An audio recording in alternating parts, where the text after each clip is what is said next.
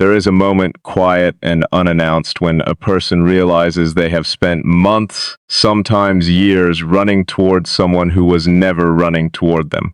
No one warns you when that moment is coming. It doesn't arrive with thunder.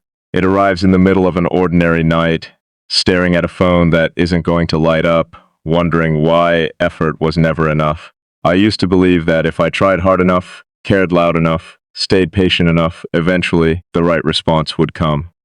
I was wrong. Not because I wasn't worthy of a response, because I was asking the wrong question. I kept asking, what more can I do? When the real question was, why am I the only one doing anything at all? That question changes everything once you actually let yourself hear it. Because chasing isn't love. Chasing feels like love while you're inside it, but it is closer to hunger. It convinces you that the ache of wanting someone is the same as the joy of having them.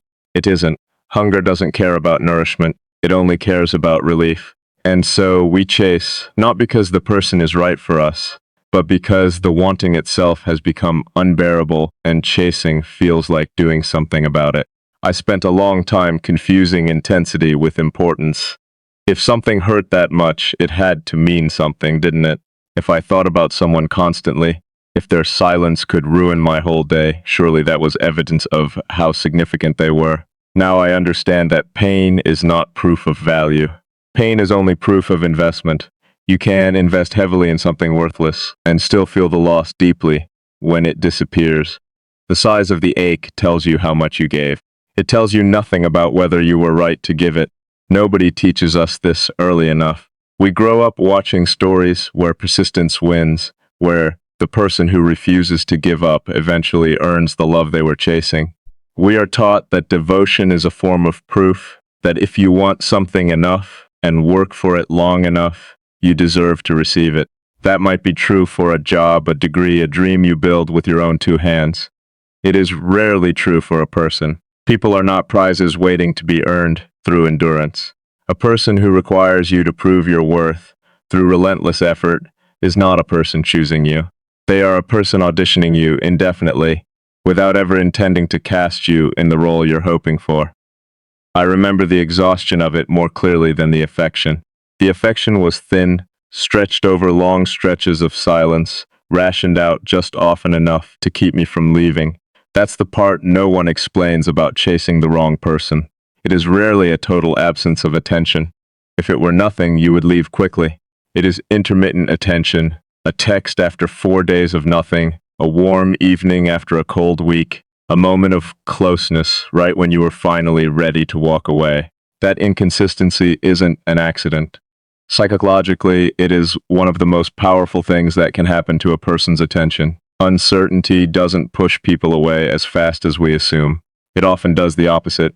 It keeps the mind occupied, searching for a pattern that isn't there, convinced that if it just watches closely enough, it will finally understand the rules.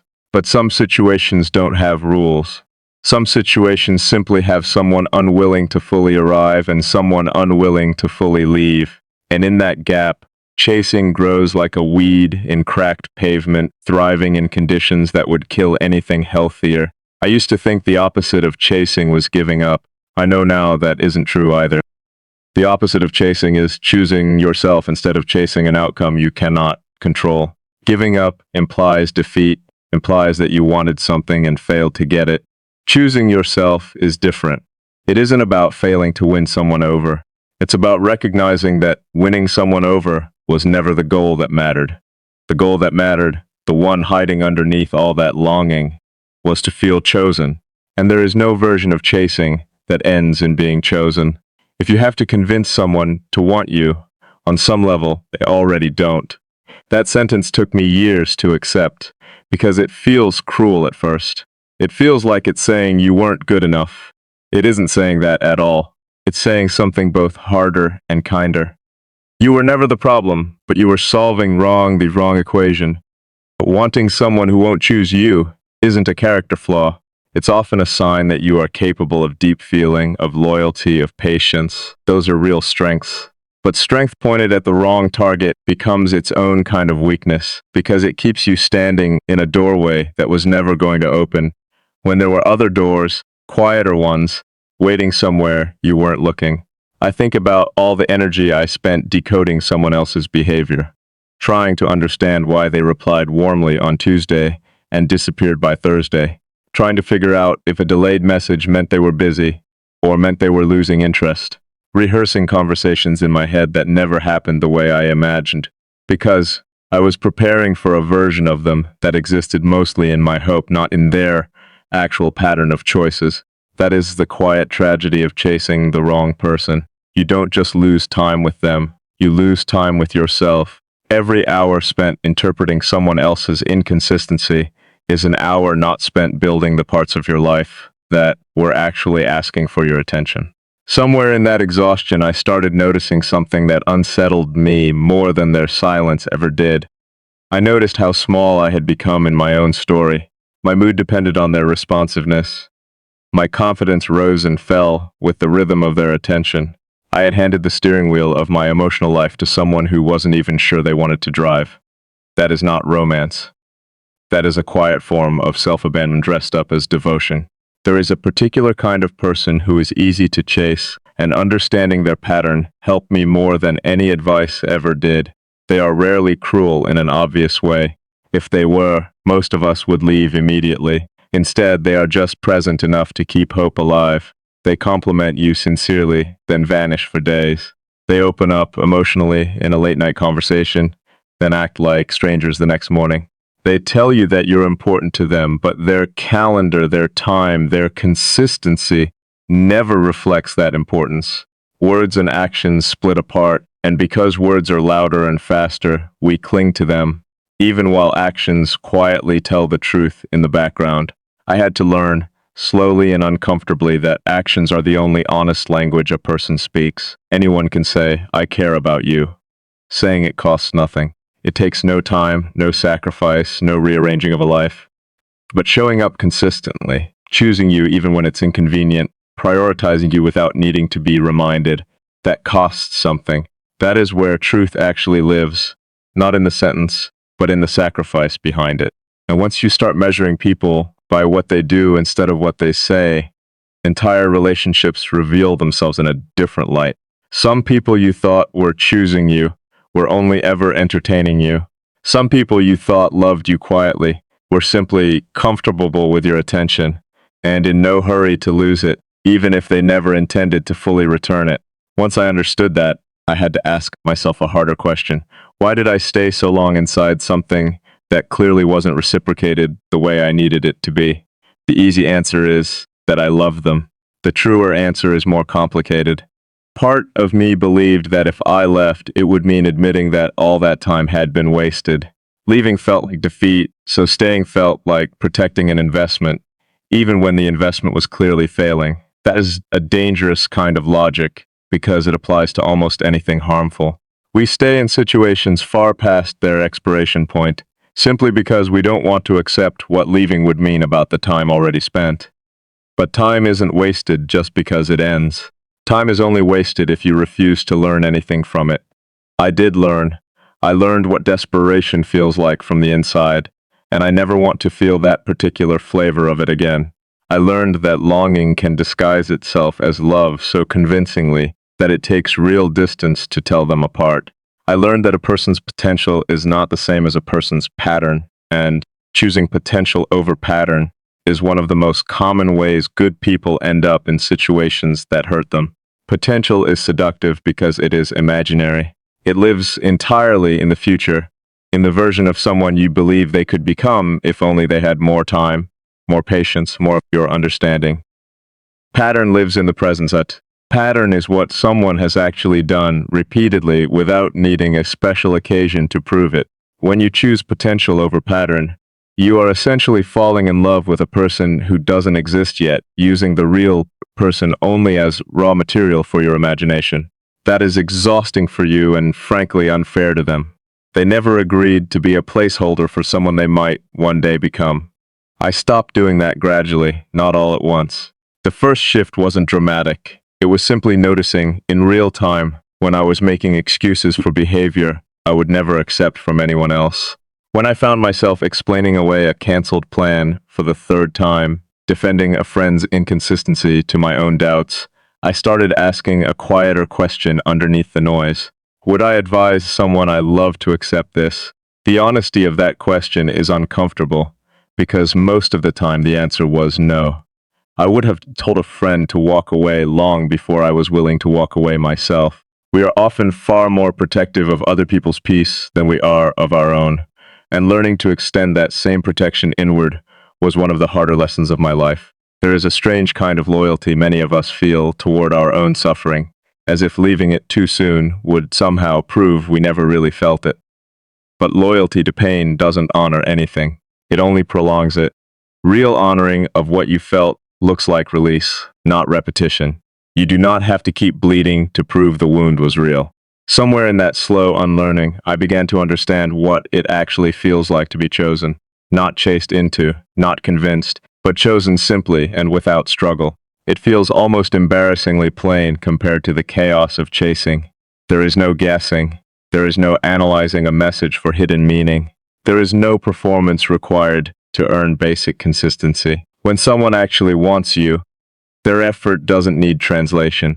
It arrives clearly, without codes, without conditions, without you needing a decoder ring built from anxiety and hope. That plainness felt suspicious to me at first, because I had trained myself to associate love with difficulty.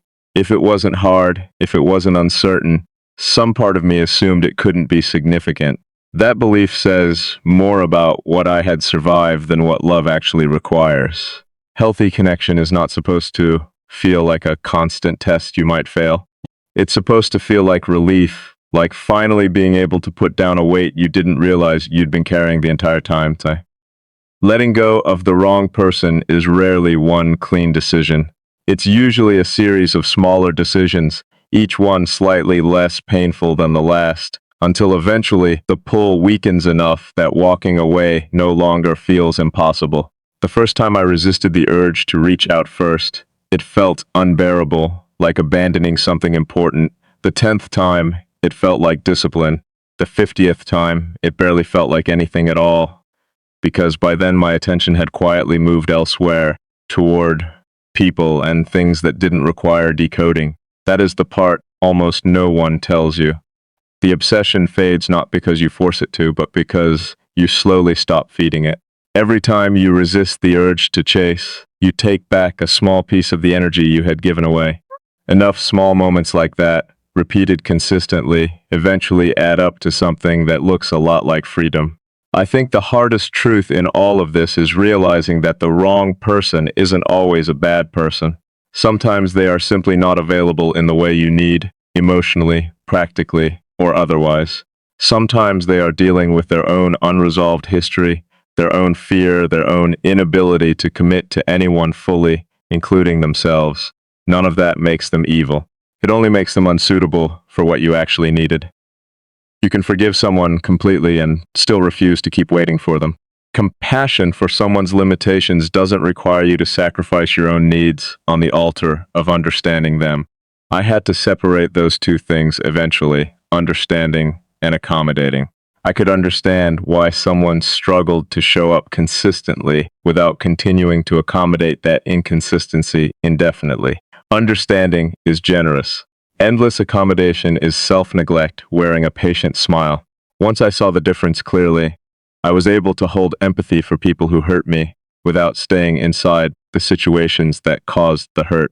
There is also a quieter grief in all of this that deserves acknowledgement, the grief of releasing the version of the future you had already built in your mind. When you chase someone, you aren't only attached to who they are, you are attached to an entire imagined life.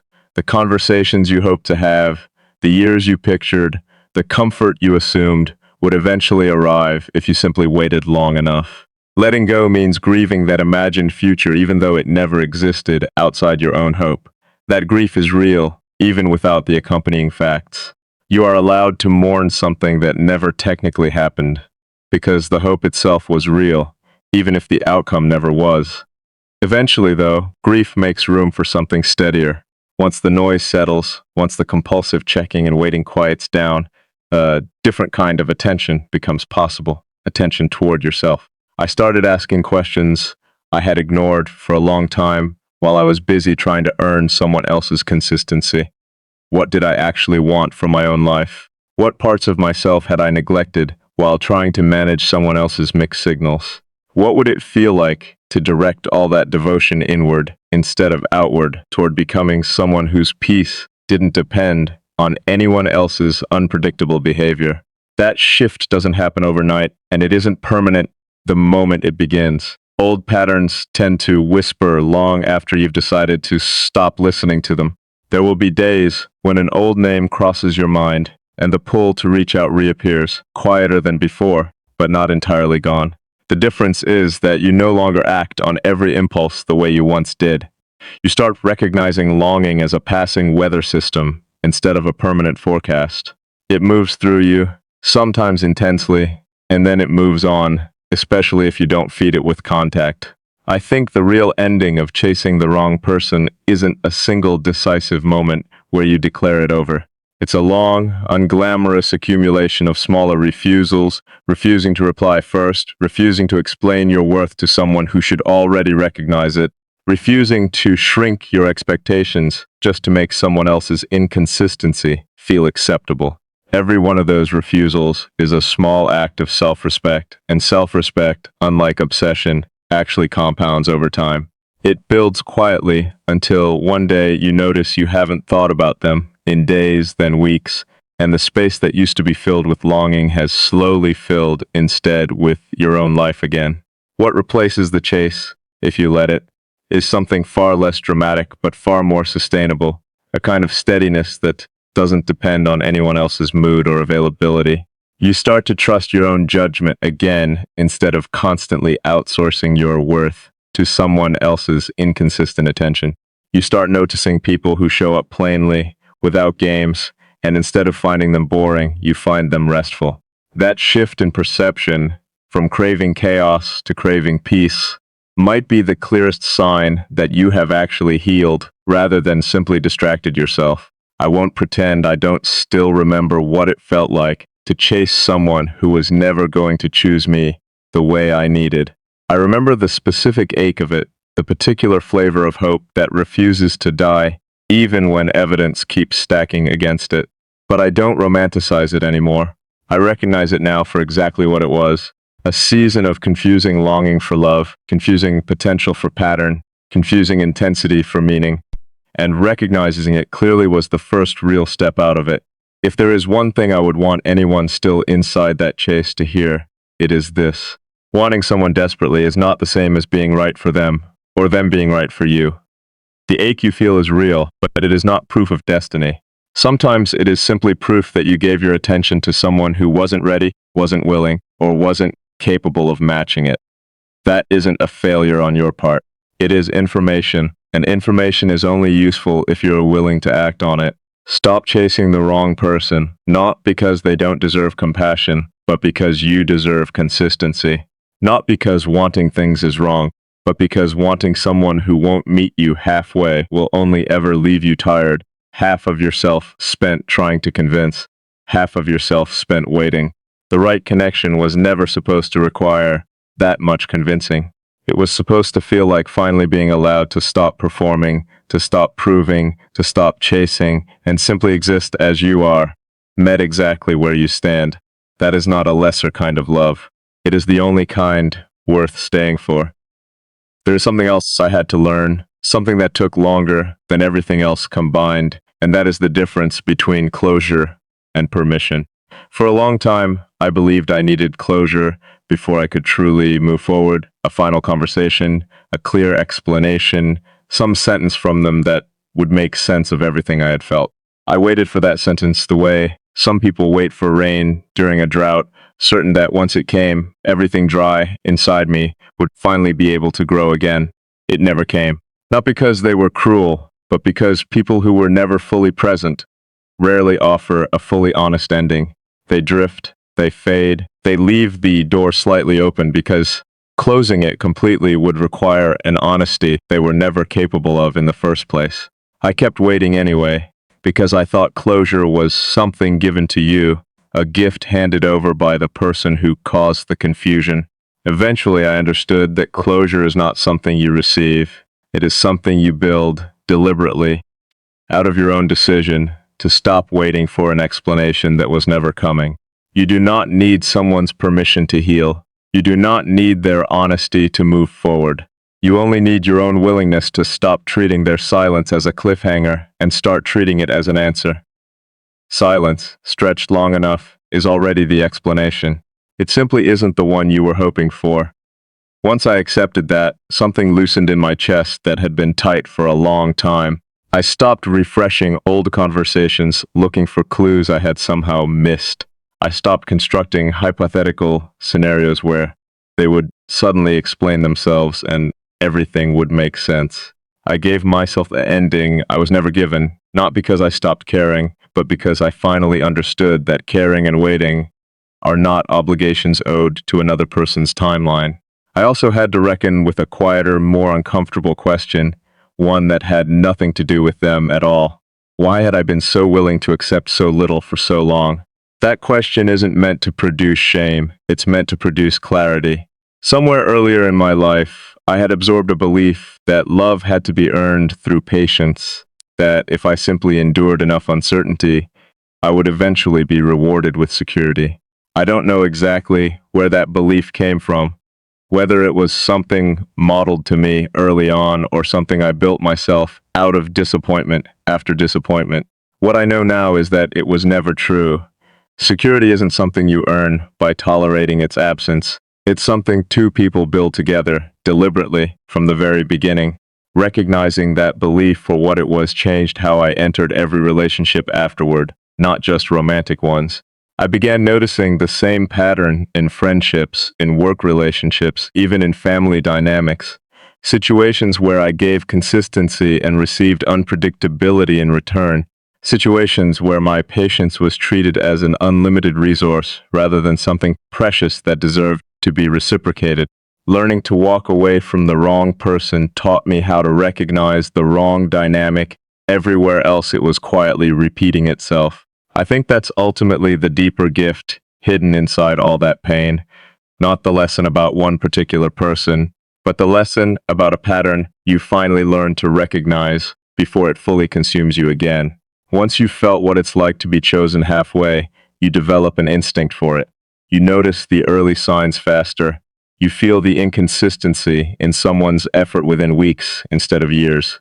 That instinct isn't cynicism, it's wisdom, hard-earned and quietly protective, the kind you can only develop by surviving the exact thing it's now warning you against. None of this means you become guarded or closed off. If anything, the opposite happens. Once you stop wasting your devotion on people incapable of matching it, you have more of it left over for people who actually can. The heart isn't a finite container that gets smaller with disappointment. It's more like a garden that simply needs better soil. Chasing the wrong person for long enough will make you believe your capacity for love has been damaged. It hasn't. It was only ever planted in the wrong place. I think about the version of myself who used to sit by a silent phone, rehearsing explanations for behavior that never needed defending in the first place. I don't feel anger toward her anymore. I feel a kind of tenderness, the way you might feel toward someone who was doing their best with the information she had at the time. She didn't know yet that peace was available. She thought longing was the price of love. I know now that longing, when it never resolves into something steady, isn't the price of love at all. It's simply the cost of choosing the wrong direction and refusing for a while to admit it. I don't refuse anymore. And that refusal to keep refusing, strange as it sounds, has become the quietest kind of freedom I've ever known.